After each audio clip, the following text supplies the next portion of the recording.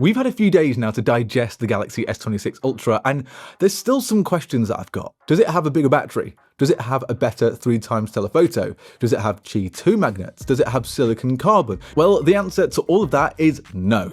No, it doesn't. And this is where I feel like the Galaxy S26 Ultra this year is a bit of a strange one for Samsung. Galaxy AI, again for Samsung, is a big push here. It's now called an AI phone rather than a smartphone for one. And there have been some small but needed changes, so upgrades to the sensors on the main camera and the 5x telephoto. Audio eraser working in real time is actually pretty impressive. And the privacy display is almost like a little bit of magic. But this is an Ultra phone, and I feel like Samsung may have actually forgotten what the word Ultra means. I'm Paul, and let's just have a look at what the S26 Ultra is missing that I feel like it just desperately needed. I'm not here to bash the S26 Ultra in any way, but there are too many parts of this phone that are not Ultra, especially when you compare it to other flagships. First off, the battery.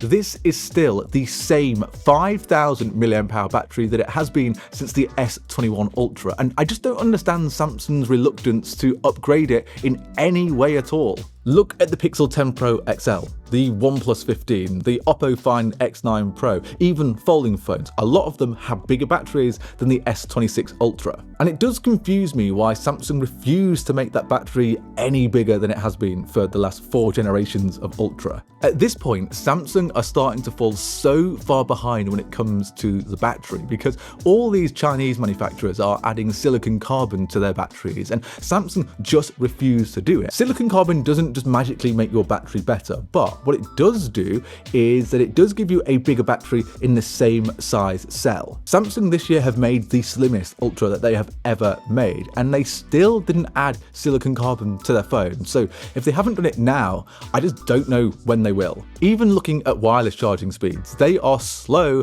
compared to the Chinese brands. I'll give Samsung some credit here because now you can charge your phone from 0 to 75% in about 30 minutes, which is great. But that is still behind a lot of the competition, and you could have gone with 80 watt, 100 watt charging, and I know it doesn't matter massively, but it's something you want to see in an Ultra phone. I just think using the same size battery in your flagship Ultra phone that you introduced in 2021 is just a little bit disappointing.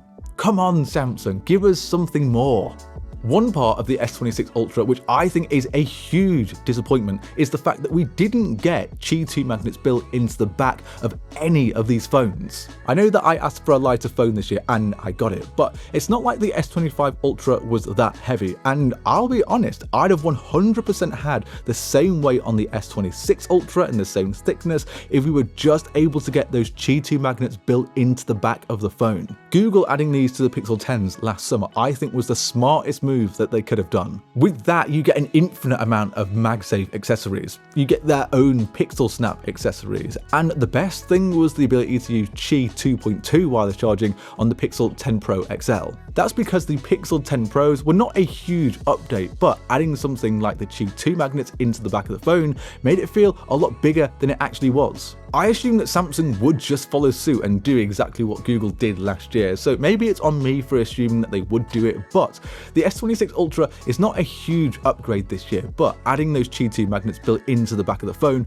would have made it feel like a way bigger update than it was. It would have felt fresh, and yeah, it's something that I just think that we needed. Samsung have a really good pro video mode where you can shoot in log, and now with the lack of those magnets built in, you can't use anything like filters that would snap onto the back of your phone. You could have had a cool standby mode on the S26 Ultra when it was docked on a wireless charging stand. I know that the charging speeds are 25 watts on the S26 Ultra, but my biggest problem here is that I need to go out and buy another new case if I want to use it on the plethora of MagSafe accessories that I have to charge my phone. It's just a little bit annoying, and I know the reason you probably haven't got those magnets built into the S26 Ultra is because of the S Pen, but honestly, ditch the S Pen. I would use those Qi 2 magnets way more than I'm going to use an S Pen. I'm all here for removing the S Pen to give me the magnets built into the back of the phone. And for 1 second, I just want to talk about the design of the S26 Ultra. Besides some new rounded corners and a newest camera housing, the S26 Ultra looks pretty much the same as it did 5 years ago. I'm not asking for radical changes, but if you're not going to change the specs all that much, a refresh design is probably a good way to mask an upgrade. Let's talk about cameras, and I'm going to give Samsung some credit before I go into what I wish that they could have done. Upgrading the sensor on the 5x telephoto camera, giving it 37% brighter photos, I cannot complain about. The same to be said for the main lens, it's 47% brighter, and from the very few photos that I've taken with it, this looks pretty well improved. My biggest complaint note still sits with that 3x telephoto camera, because I'm kind of asking the question at this point, like, why is it still there?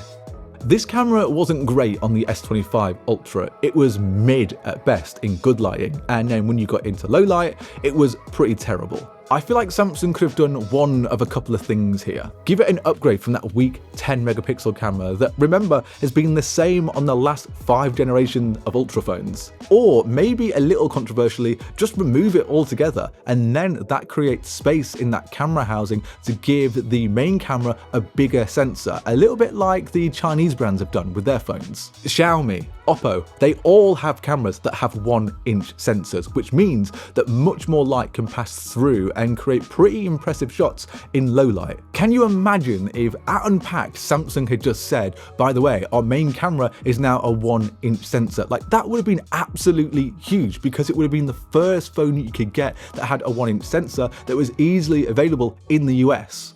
Then Samsung could have given us an optical quality 2 or 3x lens, and I just don't think anyone would complain at that. I know that most people do not need a 1-inch sensor, but this is an Ultra phone, and it would have made the S26 Ultra stand out so far ahead of anything that Apple and Google would have done. It's just something that I really want Samsung to do and introduce. I just want them to make an Ultra phone. That's it. Just make your Ultra as good as it possibly can be. Okay, I'm not saying that the S26 Ultra was a bad upgrade. I'm just saying I wish Samsung pushed the boat out a little, because the S26 Ultra is a lot of the S25 Ultra and the S24 Ultra. The problem is we can't expect too much from Samsung, because Samsung don't have to give us everything that we want. The main reason for that is that no one else in the US is doing it.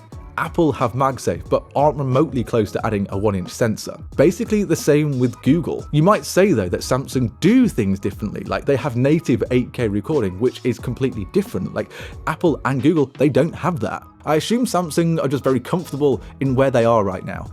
I just feel like there was a bit of a missed opportunity here, especially with the battery and Qi 2 magnets.